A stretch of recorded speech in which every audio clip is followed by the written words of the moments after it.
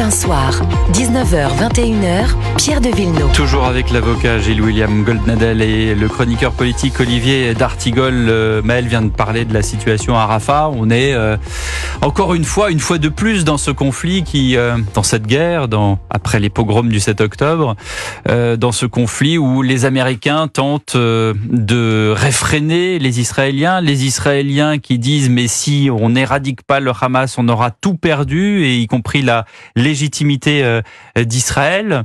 Est-ce que c'est inquiétant? Est-ce que ça vous inquiète, Gilles-William? Oui, depuis le 7 octobre, je suis... La situation aujourd'hui à Rafah. Oui, elle m'inquiète pas davantage qu'avant, mais vous avez assez bien résumé la situation. J'y mettrai un bémol supplémentaire, c'est la situation des otages. C'est-à-dire que dans le dernier état du discours israélien, par la bouche du ministre de la Défense, c'est de dire soit on éradique le Hamas, soit au moins, pour obtenir le cessez-le-feu, il faut qu'ils rendent les otages, ou du moins ceux qui sont encore vivants. J'envie l'optimisme des Américains. J'aimerais croire qu'il ne s'agit pas de pensée magique. Olivier D'Artigol. Il y a un espoir ce soir, puisque Benjamin Netanyahou a annoncé qu'il acceptait d'envoyer des médiateurs au Caire, avec deux mandats en 2 points. Bien sûr, les conditions de la question des otages, qui, dans la société israélienne, et pour nous tous, c'est très importante. Je pense d'ailleurs qu'on en parle peu, au final, de ces otages, et des conditions garantissant la sécurité d'Israël. Maintenant, la situation à Gaza, et notamment à Rafah, conditions humanitaires et catastrophiques. Le point de passage à Rafah, on sait combien il est stratégique pour organiser l'aide humanitaire. Il y a donc nécessité d'un cessez-le-feu pour que des populations aujourd'hui en très grande difficulté puissent être secourues, accompagnées. Une vie israélienne vaut une vie palestinienne, c'est une vie humaine. Surtout ce que vous dites, c'est important. Sophia Aram a tenu un discours absolument génial hier au Molière. On va l'écouter puisque ça aide quand même à réfléchir, à rappeler 2-3 choses qui sont fondamentales. Nous qui partageons la liberté de pousser un cri sur toutes les scènes de France, ou de hurler nos indignations sur tout et n'importe quoi dans des tribunes, je pense que nous devrions aussi faire attention à nos silences. Dans le brouhaha de nos indignations faciles, le silence, même relatif, après ce 7 octobre, est assourdissant.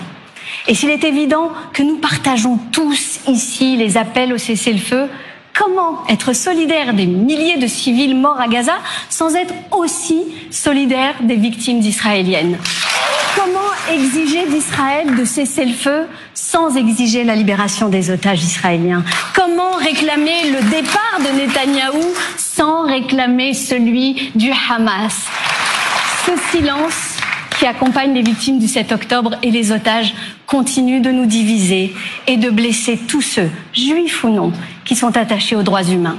Gilles-William Goldnadel, on en voudrait plus des artistes comme ça. Je suis très touché. Ouais. Touché vraiment par les évidences, de Sophia Aram. Vous savez, j'ai publié un journal de guerre dans lequel j'écris que mes relations avec Sophia Aram sont rien moins que difficiles, mais que je lui en rends un hommage appuyé pour son attitude depuis le 7 octobre.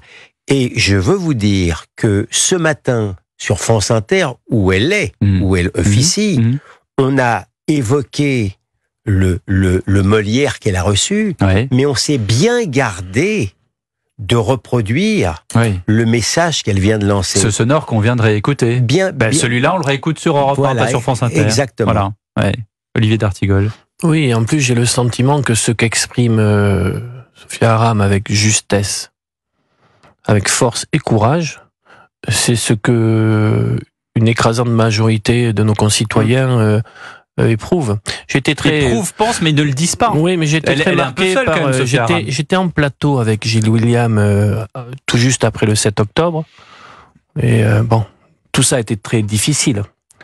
Et Gilles-William a exprimé dans ce moment-là, je ne sais pas si tu ressens encore ça, que tu sentais dans la société française quelque chose qui tenait bon Oui. et des messages qui t'étaient adressés à toi et qui montrent que notre société a tenu, quand bien même est-elle attaquée par une guerre idéologique, par une volonté de ne pas mettre justement, de ne pas évoquer les choses comme les évoque Sophia Aram. Mais je pense que ça a tenu. Tu as raison. Je n'en étais pas d'ailleurs étonné, puisque la thématique, c'était de dire que les Français savent très bien qu'ils sont dans le même bateau que les Israéliens, la détestation d'un État-nation occidental, la détestation du blanc. La vérité m'oblige à dire, je te le dis, que je n'ai pas reçu beaucoup de messages émanant de la communauté musulmane. Et ça, on le regrette. Et Marek Alter, ici même, juste après le 7 octobre, il était assis là, à cette place juste à côté de vous, Olivier d'Artigol, avait enjoint tous les musulmans en disant mais vous êtes les inventeurs de l'écriture, vous êtes les inventeurs des mathématiques, vous êtes une grande, comment dirais-je, religion. Et vous ne vous levez pas. Oui, mais pour plaider quand même les circonstances atténuantes, ils sont tellement travaillés par l'extrême gauche qu'il faudrait que ce soit des saints laïcs pour qu'ils ne croient pas la propagande mensongère de l'extrême gauche, et ils sont ni saints ni laïcs. Voilà. Et ils ont peur. Et ils ont peur des conséquences de quelques groupuscules. Mais ils sont déjà dans un réflexe communautaire assez normal de pencher vers la Palestine, mais qu'on leur explique dans le même mouvement que les ennemis des Palestiniens sont des nazis, évidemment, ça marche. Et avec, pour moi, quelque chose de très douloureux, parce qu'il faut tenir ferme sur le fait qu'on peut défendre la cause palestinienne, que c'est une cause juste, mais qu'on ne peut absolument pas le faire en n'ayant pas un discours très clair sur la condamnation du Hamas, qui est l'ennemi des Palestiniens, et sans avoir une pensée pour les otages, et l'affirmation que Israël doit vivre en garantissant la paix et la sécurité pour cet État. Et ce sont ces débats est-ce qu'il est encore possible de dire ça dans une même phrase, j'espère?